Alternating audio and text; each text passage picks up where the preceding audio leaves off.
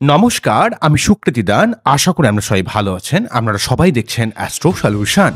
আজকে আমি আলোচনা করব যে সমস্ত বৃষ রাশি বা লগ্নের ক্ষেত্রে সার্বিকভাবে একটা মহাভাগ্য পরিবর্তন যোগ শুরু হতে চলেছে। কোন দিক থেকে সমস্ত বৃষ রাশি বা লগ্নের মানুষের জীবনে এই যোগ সার্বিকভাবে অ্যাক্টিভেট হবে, কিভাবে এটাকে কাজে লাগাবেন এবং কোন ব্যাপারে আপনাদের সাবধান হতে হবে তা নিয়ে একটা দীর্ঘ আলোচনা করে নেন। মূল আলোচনা আসার আগে আপনাদের জানিয়ে রাখি, অ্যাস্ট্রো সংক্রান্ত নিত্য টিপস পেতে আমার এই অ্যাস্ট্রো সলিউশন চ্যানেলকে সাবস্ক্রাইব করুন এবং পাশে থাকা বেল আইকনে ক্লিক করুন। চলে আসি মূল আলোচনায়। প্রথমে বলবো, সমস্ত বৃষ রাশি বা লগ্নের ক্ষেত্রে একটা কথা বলতে হবে, যেহেতু এটা টোটাল 2025 সাল, যেহেতু মঙ্গলের বছর, অর্থাৎ যেহেতু 9 সংখ্যার বছর, তাই আপনাদের ক্ষেত্রে এখানে বিবাহিত লাইফের দিক থেকে এবং আপনাদের ক্ষেত্রে ব্যয়কে সংকোচ করার দিক থেকে প্রেম বিবাহের যোগ তৈরি করছে বা আপনাদের বিবাহিত লাইফকে অনেকটা ভালো করবে এবং আপনাদের ক্ষেত্রে পাবলিক ডিলিংস, ব্যবসা, লোকের সঙ্গে সার্বিক যোগাযোগের দিক থেকে এই 2025 সাল অত্যন্ত গুরুত্বপূর্ণ রোল প্লে করবে। যেহেতু মঙ্গলের বছর, যেহেতু সপ্তমপতির বছর, তাই আপনাদের ব্যবসা, কমিউনিকেশন, যোগাযোগ, মানুষের সঙ্গে সার্বিক স্তরের একটা যোগাযোগ কিন্তু অনেকটা বৃদ্ধি করবে। যেহেতু এক্ষেত্রে বৃষ রাশি বা লগ্নের ক্ষেত্রে ব্যাপারগুলো সব থেকে ইম্পর্টেন্ট এটাই যে বৃষ রাশি বা লগ্নের ক্ষেত্রে মঙ্গলের বছর আপনার প্রেম বিবাহ যোগ, ব্যবসার দিক থেকে উন্নতি বা বৈবাহিক সম্পর্কের দিক থেকে উন্নতি, অনেক মানুষের কাছে আপনার গ্রহণযোগ্যতাকে কিন্তু অনেকটা বাড়িয়ে দেবে, যেহেতু সপ্তম পতির বছর এটা। অন্যদিক থেকে বলতে গেলে আমরা জানি যে বৃহস্পতি এক একটি রাশিতে মোটামুটি 1 বছর করে অবস্থান করে, কিন্তু ব্যতিক্রম 2025 সালে বৃহস্পতিদেব 3টে রাশিকে কভার আপ করবে। প্রথমে বৃষ রাশি অর্থাৎ আপনাদের রাশি বা লগ্নের প্রথম হাউস অর্থাৎ লগ্ন বা রাশি, দ্বিতীয় ঘর মিথুন রাশির ঘর, তৃতীয় ঘর কর্কট রাশির ঘর। 3টে ঘরে লগ্ন বা রাশি, দ্বিতীয় ভাব এবং তৃতীয় ভাব, 3টে ভাবকে এইখানে 2025-এ একর করবে। সেই জন্য সমস্ত বৃষ রাশি বা লগ্নের ক্ষেত্রে এই যে 3টে ভাবের অবস্থান কিছুদিন করে বৃহস্পতি দেবে, সেক্ষেত্রে আপনাদের ক্ষেত্রে অনেক শুভ ফল কিন্তু আপনারা পাবেন। প্রথমেই বলবো, দেখুন 4 ফেব্রুয়ারি থেকে 14 মে পর্যন্ত বৃহস্পতি কিন্তু এই মুহূর্তে মার্গী হয়ে গেছে। এতদিন পর্যন্ত বৃহস্পতি বক্রী থাকার জন্য কিছু ক্ষেত্রে পেটের সমস্যা, অস্থিরতা, অর্থকেন্দ্রিক কিছুটা চাপ তৈরি করেছিল, কিন্তু বৃহস্পতিদেব একাদশপতি এবং অষ্টমপতি হয়ে রাশি বা লগ্নে থেকে কিছুটা ঝামেলার মধ্যে যেটা তৈরি করেছিল, সেই জায়গাটা বৃহস্পতি যখনই মার্গী হয়ে যাবে 4 ফেব্রুয়ারির পর থেকে, সেই মার্গী জায়গাটা সম্পূর্ণভাবে কিন্তু আপনার জীবনে অর্থকেন্দ্রিক সমস্যা মিটিয়ে দেবে, জীবনের সার্বিক ঝামেলাকে নির্মূল করবে,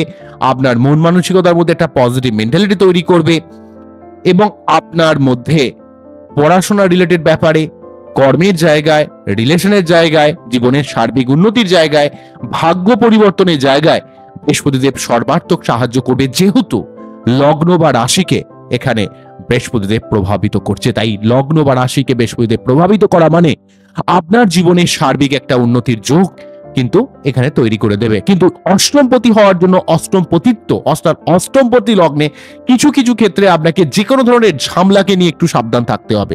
স্পাইসি ফুড খাওয়ার ব্যাপারে একটু সাবধান হতে হবে সমস্ত বৃষ রাশি বা লগ্নের ক্ষেত্রে। অন্যদিক থেকে আমরা দেখবো 14 মেতে বৃহস্পতিদেব রাশি পরিবর্তন করে সেকেন্ড হাউসে চলে যাবে, অর্থাৎ মিথুন রাশির ঘরে চলে যাবে। তখন একাদশপতি দ্বিতীয়ভাবে অর্থ সম্পর্কিত ব্যাপারে আপনার অর্থ সেভিংস রাখা এবং আপনি আপনার নিজের মুখের ভাষাকে প্রয়োগ করে আপনি অনেক কাজে সফলতা পাবেন এবং আপনার আত্মীয় স্বজনের সঙ্গে সম্পর্ক বৃদ্ধি পাবে। কর্মের দিক থেকে কোনো উন্নতি হতে পারে বা নতুন কোনো কর্ম পরিবর্তনের সুযোগ আসতে পারে এবং সেই সঙ্গে আপনার জীবনে সার্বিক চলতে থাকা ঝামেলাকে আপনার জীবন থেকে কিন্তু অনেকটা নির্মূল করে দেবে। যেহেতু একাদশপতি এবং অষ্টমপতি অষ্টম ভাবকে দেখছে, তাই আপনার জীবনে চলতে থাকা কোনো দীর্ঘদিনের কোনো ঝামেলাকে সম্পূর্ণ নির্মূল করে দেবে এবং আপনার জীবনে শত্রুতা সংক্রান্ত সমস্যাকে নির্মূল করা, লোন শোধ করা, আপনার শারীরিক সমস্যাকে নির্মূল করা এবং কর্মের জায়গায় সার্বিক উন্নতি করার ক্ষেত্রে একটা উল্লেখযোগ্য ভূমিকা পালন করবে। অন্যদিক থেকে আমরা এই বৃহস্পতিদেব 18 অক্টোবর পর্যন্ত, 14 মে থেকে 18 অক্টোবর পর্যন্ত সেকেন্ড হাউসে অবস্থান করবে। তারপর আমরা দেখব 18 অক্টোবর আবার রাশি পরিবর্তন করে থার্ড হাউসে উচ্চস্থ হয়ে কর্কট রাশির ঘরে অবস্থান করবে। তাই এখানে যখনই আমরা 18 অক্টোবর বৃহস্পতিদেব থার্ড হাউসে চলে যাবে কর্কট রাশির ঘরে, তো 18 অক্টোবর থেকে 5 ডিসেম্বর এই সময়কালে থার্ড হাউসে বৃহস্পতিদেবের অবস্থান আপনার জীবনে এখানে পরাক্রমতা, নতুন কোনো প্রচেষ্টাকে আপনার জীবনে বাড়িয়ে দেবে এবং যা কিছু নতুন শুরু করবেন সেই জায়গাটা আপনার ক্ষেত্রে অত্যন্ত লাভদায়ক হবে এবং আপনি আপনার নিজের ক্ষমতা, নিজের লড়াকু মেন্টালিটির দ্বারা আপনি অনেক কাজে ডেফিনেটলি ভাবে সফলতা লাভ করবেন। বৃহস্পতিদেব থার্ড হাউসে তার প্রথম যে দৃষ্টিটা সপ্তম ভাবের উপর ফেলার জন্য আপনার লোকের সঙ্গে সার্বিকভাবে একটা যোগাযোগ বৃদ্ধি পাবে, রিলেশনশিপ আপনার অনেকটা স্ট্রং হবে। যারা প্রেম করে বিয়ে করতে চাইছেন তাদের ক্ষেত্রেও কিন্তু একটা স্ট্রংলি ফল দেবে, যেহেতু উচ্চস্থ বৃহস্পতিদেব সপ্তম ভাবকে দেখছে। তবে একটু স্বাধীন চেতা ব্যাপারের জন্য আপনার মধ্যে কিছু কিছু ক্ষেত্রে লাইফ পার্টনারের সঙ্গে ভুল বোঝাবুঝি ব্যাপারটা আসতে পারে, ব্যাপারে একটু সাবধান হবেন, একটু কনসাস হবেন।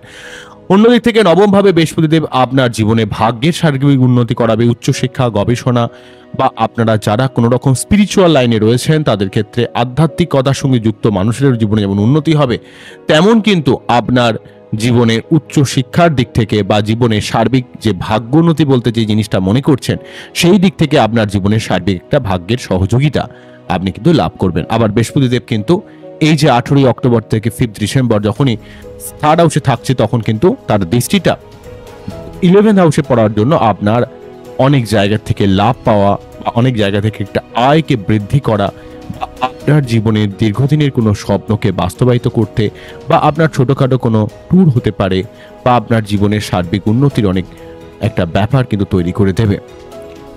এই হলো মেইন ব্যাপার। অন্যদিক থেকে শনিদেবের কথা বলতে গেলে শনিদেব এই মুহূর্তে আপনাদের দশমভাবে অবস্থান করছে, নবমপতি, এবং দশমপতি কর্মের জায়গায় একটু বেশি আপনাকে রেসপন্সিবিলিটি নিতে হচ্ছে, চাপ নিতে হচ্ছে। তবে কর্মের জায়গায় চাপ নিলেও আপনার কর্মের জায়গায় বেসটা কিন্তু অনেক স্ট্রং করে দেবে। আপনি অনেক কিছু কাজের জায়গায় অনেক কিছু প্রমিনেন্ট হবে বা আপনি কাজটা অনেক ভালো করে শিখতে পারবেন।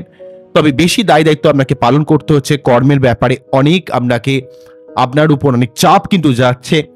তো এই দিক থেকে বলতে গেলে শনিদেব কিন্তু 29 মার্চ পর্যন্ত দশমভাবে থাকবে। তো দশমভাবে কিন্তু কর্মের অনেক উন্নতিও করিয়ে যাবে, যেহেতু সে নবমপতি এবং দশমপতি দশম ভাব দিয়ে পাশ করছে।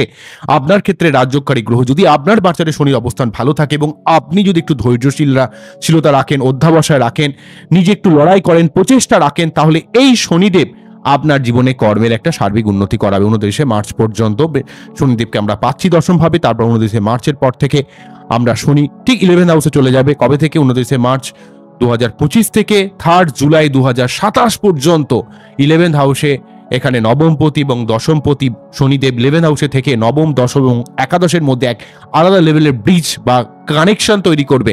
তাই আপনার জীবনে ভাগ্য, কর্ম এবং আর্থিক উন্নতির দিক থেকে অনেকটাই কিন্তু হেল্প করবে। তাই এই যোগটা আপনাদের ক্ষেত্রে অত্যন্ত গুরুত্বপূর্ণ হয়ে দাঁড়াবে। যে রাজ্যকারী গ্রহ 11th হাউসে আপনার জীবনে অনেক দিক থেকে প্রাপ্তি যোগের সুযোগ নিয়ে আসবে, আপনার জীবনে অনেক লাভ নিয়ে আসবে। একটা ব্যাপারে সাবধান হতে হবে, যাদের বৃষ মেনলি ভাবে লগ্ন, নট রাশি, তাদের লগ্ন, তাদের ক্ষেত্রে কিন্তু এখানে চতুর্থ ভাবে কেতু এবং 10th হাউস দিয়ে রাহু পাশ করবে। তাই যাদের বৃষ লগ্ন তাদের ক্ষেত্রে পরিবার কেন্দ্রিক ব্যাপারে, মায়ের শরীর স্বাস্থ্যের ব্যাপারে এবং কর্মের জায়গায় আপনাকে একটু বি কেয়ারফুল।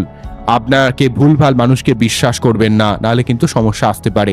সমস্ত বৃষ রাশি বা লগ্নের ক্ষেত্রে এই জায়গাটা মানতে হবে, যেহেতু 4th হাউস দিয়ে কেতু এবং 10th হাউস দিয়ে রাহু পাশ করছে, তাই আপনার জীবনে সার্বিকভাবে কিন্তু একটু পরিবার কেন্দ্রিক ডিস্টারবেন্স আসতে পারে। যাদের কিন্তু বৃষ লগ্ন রয়েছে, যাদের বৃষ রাশি, তাদের ক্ষেত্রে মানসিক একটু চাপ তৈরি হতে পারে বা মাঝে মাঝে একটু মায়ের শরীর টরীর খারাপ হতে পারে। তবে খুব একটা সমস্যা বৃষ রাশির ক্ষেত্রে হবে না, তবে লগ্নের ক্ষেত্রে মেন সমস্যাটা ফিল করতে হবে।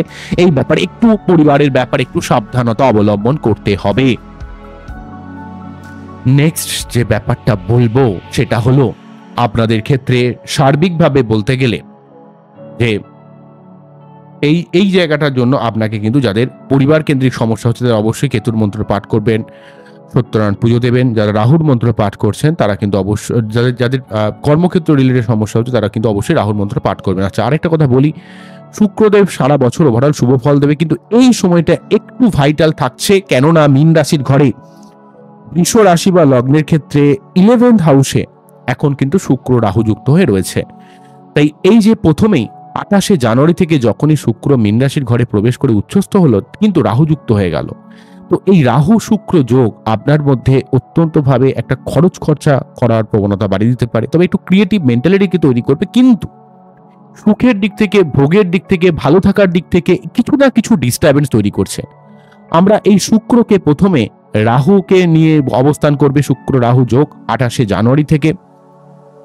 এখানে 28শে জানুয়ারি থেকে শুক্র থাকবে, তারপরে আবার 29শে মার্চ কিন্তু আবার শনি প্রবেশ করবে। আবার কিন্তু শনি প্রবেশ করার পর জিনিসটা আরো ভাইটাল হয়ে যাবে। 29শে মার্চের পর থেকে শনি রাহু শুক্র, 29শে মার্চ থেকে 18ই মে পর্যন্ত এখানে শনি রাহু শুক্র যোগটা থাকবে। আবার আমরা দেখব যে 18ই মেতে রাহু চলে যাবে, তখন কিন্তু শনি এবং রাহু একসঙ্গে থাকবে। তাহলে শনি এবং শুক্র একসঙ্গে থাকবে। তাহলে 3টে স্লট আমি কি বললাম, প্রথমে থাকবে হচ্ছে শুক্র রাহু 28শে জানুয়ারি, শুধুমাত্র শুক্র রাহু 28শে জানুয়ারি থেকে 29শে মার্চ পর্যন্ত। তারপর 29শে মার্চ থেকে 18ই মে পর্যন্ত শুক্র রাহু এবং শনি। তারপর আমরা 18ই মে থেকে 31শে মে পর্যন্ত শুধুমাত্র শুক্র শনি যোগ। তো যাই হোক, এই সময়টা যতদিন পর্যন্ত মীন রাশির ঘরে শুক্র রয়েছে কিছু না কিছু ভাবে ডিস্টার্ব হয়ে রয়েছে। অনেক অ্যাস্ট্রোলজিক্যাল চ্যানেলে বলছে যে শুক্র এখানে খুব ভালো রয়েছে, খুব ভালো রয়েছে, শুক্র উচ্চস্থ হয়ে রয়েছে, কিন্তু সবাই কখনো ক্লিয়ারলি বলছে না যে এখানে শুক্র কিছুদিন রাহুর সঙ্গে, কিছুদিন শনি রাহুর সঙ্গে, আবার কিছুদিন শুধুমাত্র শনির সঙ্গে অবস্থান করবে। এই জায়গাটা কিন্তু কেউ ক্লিয়ার করছে না। তাই আপনাদের অসংখ্য ধন্যবাদ জানাই যারা আমার এই ভিডিওগুলো দেখেন, এবং আমি সবসময় ক্লিয়ারলি কথা বলি, আমি সবসময় সত্যিটা বলার চেষ্টা করি। তো এই জন্য যেহেতু আপনাদের ক্ষেত্রে লগ্নপতি বা রাশিপতি, তো শুক্র তো অত্যন্তভাবে আপনাদের ক্ষেত্রে পজিটিভ প্ল্যানেট, তাই না? তো শুক্রের সমস্যা থাকা মানে আপনাদের জীবনে সার্বিকভাবে শরীর টরীর খারাপ যাওয়া, ভালো না লাগা, প্রতি শুক্রবারটা অত্যন্ত অস্থিরতা অনুভব করবেন। তো এই জন্য কিন্তু প্রতি শুক্রবার আপনাকে শুক্রের যে মন্ত্র ওং দ্রাম দ্রিম দ্রম স্বাহা শুক্রায় নমঃ, ওং দ্রাম দ্রিম দ্রম স্বাহা শুক্রায় নমঃ, ওং দ্রাম দ্রিম দ্রম স্বাহা শুক্রায় নমঃ, এই মন্ত্র পাঠ করবেন। দেখবেন আপনার জীবনে সার্বিক দিক থেকে অনেক উন্নতি অবশ্যই অবশ্যই অবশ্যই হবে। ঠিক আছে, শুধুমাত্র শুক্র এই জায়গাটা কিছুটা ডিস্টার্বে রয়েছে আমি দেখতে পাচ্ছি। তাই আপনাদের ক্ষেত্রে কিন্তু একটু মন মানসিকতার মধ্যে খুব চাপ ক্রিয়েট করছে, বিশেষ করে শুক্র রিলেটেড সমস্যার জন্য, এবং অর্থকেন্দ্রিক চাপ আসছে, কোনো কিছু জন্য ভালো লাগছে না। তো এই জায়গাটা কিন্তু শুক্রের জন্য। তাই আপনাদের বাচ্চাদের যাদের শুক্র অত্যন্ত ডিস্টার্ব রয়েছে তারা অবশ্যই শুক্রের প্রতিকার করবেন। তবে মন্ত্র পাঠ করতে পারেন, মন্ত্র পাঠ করলেও কিন্তু অনেক লাভ পাবেন। এই জায়গাটার জন্য একটু ডিস্টারবেন্স কিন্তু ক্রিয়েট করছে সাময়িকভাবে। ঠিক আছে, তো ওভারঅল ভাবে কিন্তু আপনাদের মঙ্গলের বছর, সপ্তমপতির বছর, বৃহস্পতি লগ্ন দ্বিতীয় তৃতীয়ের অবস্থান, শনি দশমে কিছুদিন, তারপর একাদশে অবস্থান, এইগুলো অত্যন্তভাবে পজিটিভ থাকছে। ঠিক আছে, তবে যাদের বৃষ লগ্ন তাদের ক্ষেত্রে কিন্তু পরিবার বা কর্মের জায়গায় কিছুটা চাপ কিন্তু থাকছে, তাদের একটু সাবধান হতে হবে, সঠিকভাবে বাচ্চার অ্যানালাইজ করতে হবে। তবে আপনার বাচ্চাকে যদি সঠিকভাবে অ্যানালাইজ করানো যায় তাহলে কিন্তু অনেক সমস্যাকে কিন্তু রেমেডি করানো যেতে পারে। আপনারা আশা করলাম বুঝতে পেরেছেন কোন জায়গাটাকে বলছি। আবারও দেখা হবে নতুন কোনো ভিডিও নিয়ে। আপনারা খুব ভালো থাকুন, অ্যাস্ট্রো সলিউশন দেখতে থাকুন। নমস্কার, থ্যাংক ইউ।